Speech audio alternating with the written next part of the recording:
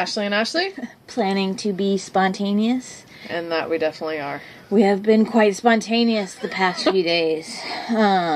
It's probably been about 4 or 5 days. That's been kind of a bit of a whirlwind. A little bit of a jumble. So yeah, our last video we made in South Dakota. On the far western part of South Dakota. Far west, very, like, on the border. Yep. And then Since then, we went to Mount Rushmore. Yeah, we did go to Mount Rushmore. That was really cool. Yep. So, as we were leaving our campground in South Dakota, the day we were going to Mount Rushmore, we called Sprint. Because we had gotten this Wi-Fi box before we left Denver, like the day before we left. And it was this Wi-Fi, and we have Sprint on our phones, yada, yada, yada, and we thought it would be great, and we needed Wi-Fi. It's like a Franklin hotspot. Yeah. So, the entire time up until that point, we could never get this thing to work. 5 states. 5 states we were in, and it's the reason that, we haven't been able to post as often as we'd like, because our little Wi-Fi hotspot didn't work. So we found out that we had to be in a Sprint network to even activate it. Yes. Which we thought when we got it, it had like an antenna booster, and we would be able to have even better access to the internet than we do with our phones. But it was what we were told when we bought it. It is, but it proved not to be true at all. And after an hour and a half on the phone with like 4 different people, we found out that was most not of the them case. didn't even know what the device was, even though they sell it. So anyway, it couldn't be simple enough to mail it back to them. It had to be returned to a corporate store. Yes. So we literally had to hightail it all the way Within 14 across. days. Within 14 days of purchase. We were on day 13. Yes. Mind you. So we had to hightail it all the way across South Dakota and halfway across Minnesota to get to a store outside of Minneapolis to return this thing. And needless to say, we didn't want to be sucked into anything, so we decided to do it. Yep. And we bypassed so much stuff that we wanted to do on the way. Fortunately, on the way, there's this, like, loop that goes around the Badlands. We did get to do that, even though we wanted to stay. We wanted to spend a few days in the Badlands Yeah. and really just get to enjoy it. So we ended up just driving this scenic loop around the Badlands. And it was stunning. I mean, we will definitely be back. Yes. Definitely be back. But we couldn't stay. The nice thing about it is that we got to see some of Ashley's family. And a close friend. And a friend. Yep. So that was a lot of fun. That's been one of the highlights, I think. Yeah, so of the little bump in our plan to be spontaneous. This has been more spontaneous, but that was definitely a nice perk. And my aunt and uncle showed us the house that my mom grew up in. Yeah. The farm that she worked on and stuff. So that was nice. Fun. Yeah. But we will say that we've been kind of relying on one app. Yes. Campendium. For quite a few of our remote camping spots. Well, it's kind of non-existent in this Midwest section of the United States, and we had a really hard time in Minnesota finding a place to stay. We ended up staying in Frontenac State Park. Yes. Which was beautiful, and we had a really good time. We went on some trails and stuff with the dogs, and it was nice. Even though it was kind of rainy and chilly, it was really pretty. It was actually perfect hiking weather. Yeah, it was really nice. Yeah. So we decided to leave there this morning. This morning, yep.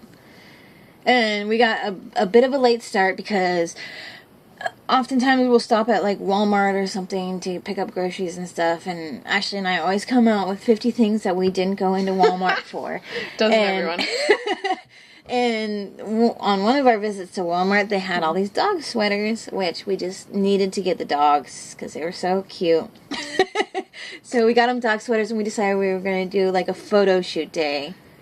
It was in the interesting. fall weather. Yes, needless to say, it was quite interesting. But it wasn't the most interesting part of our day yet. No. Oh no, that's why we're sitting here drinking a margarita. We needed a couple of margaritas to even shoot this video. Yes. So after all that, we took our photo shoot day. We got a late start on the road. And the thing is, hauling a trailer and stuff, and not always knowing where you're going or how it looks and stuff like that. You want to get there in the daylight.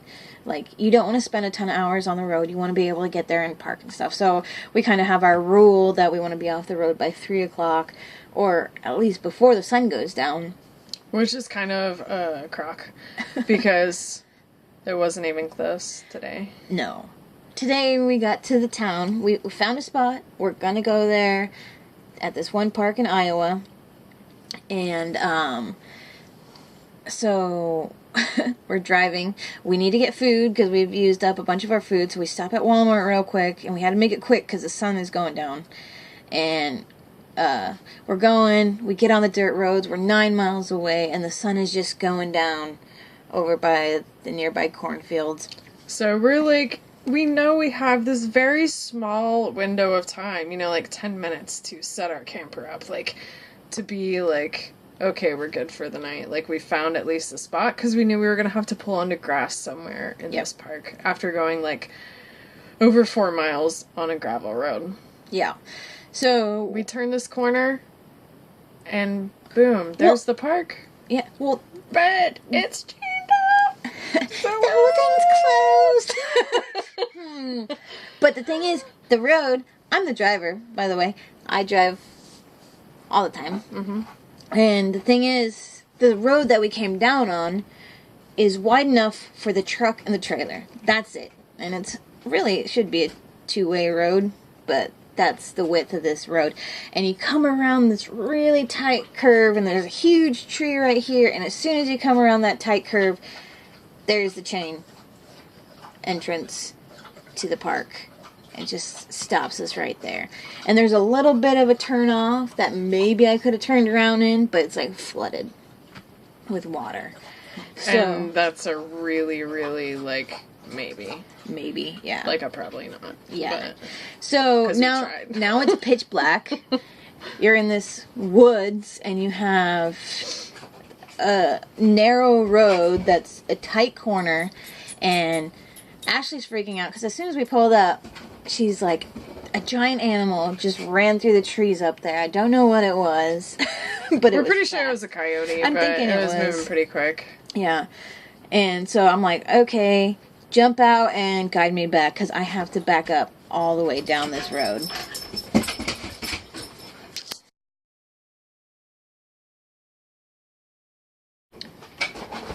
So I'm trying to guide her backwards down this road that's kind of curved, and we know we have to go at least far enough to get to, there's like a driveway. There's one house along the way, yeah. Anyways, we know it was this guy because he was pulling out, and he stopped, and he turned around and put his brights on, so finally we got out of the truck because we didn't talk to him. We didn't want the dogs to go crazy. So we get out to talk to him, and he actually really helped us. Super nice guy, and he was like, my driveway is probably not the best option, but there is a little access road for farm equipment right next to my driveway. And he's like, I suggest you just pull in there. And he told us about a campground less than a mile away, which is where we are right now. So very thank you to the strange man in the house next to where we were going to stay. Yeah. But on top of that, on the way to the campground, as the sun is setting and we're racing time against the sun, our dogs love to have their heads out the window and stuff. And it had been a long day for them as well. Like, we were just in a hurry and stuff like that. And we try to take them out as much as possible. And, but their heads were out the window, and we're going down this dirt road. We're less than half a mile. They see a cat. Yeah, there was a cat crossing the road. And Sandy, our puppy, she literally... So Ashley thinks she's going to jump in the front seat. So she's like, oh no, Sandy. I'm yelling at Sandy. And I turn around and I look, and literally all of Sandy is out the back window, except for her butt and her back legs. She jumped out the window, which I only had cracked open about that much. Like, it was so tight. I don't know how she fit out of it. But there she was. She's a big girl. With just her butt and her back legs hanging out the window, and I could see the regret in her face. As she tumbled onto the road. And the craziest thing is, she goes crazy over other animals. And so we thought it was because of the cat. And then we realized that there was also a dog in the same yard who was just barking, who was staying in the yard because I'm guessing on an electric fence or something like that. Or not electric fence, but the collar. Yeah, invisible fence.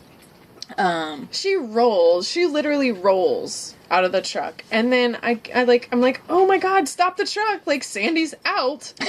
And we get out, and there she is, like, just she had to pee. peeing on the side of the road waiting, and she came right back to me.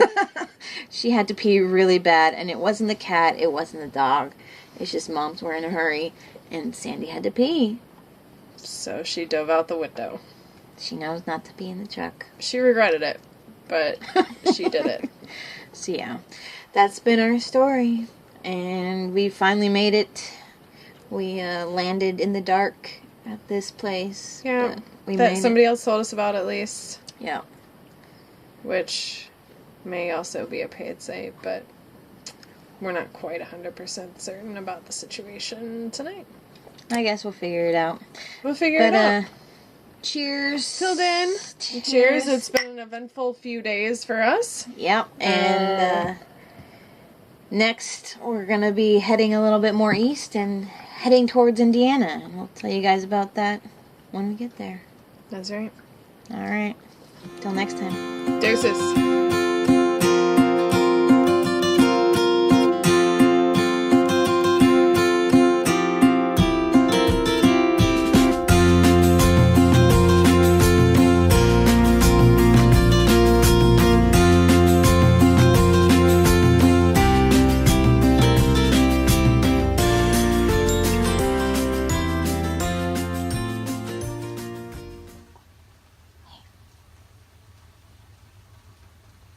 Is it chilly in here?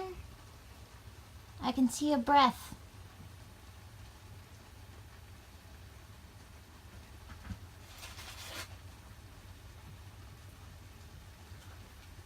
Oh, Minnesota.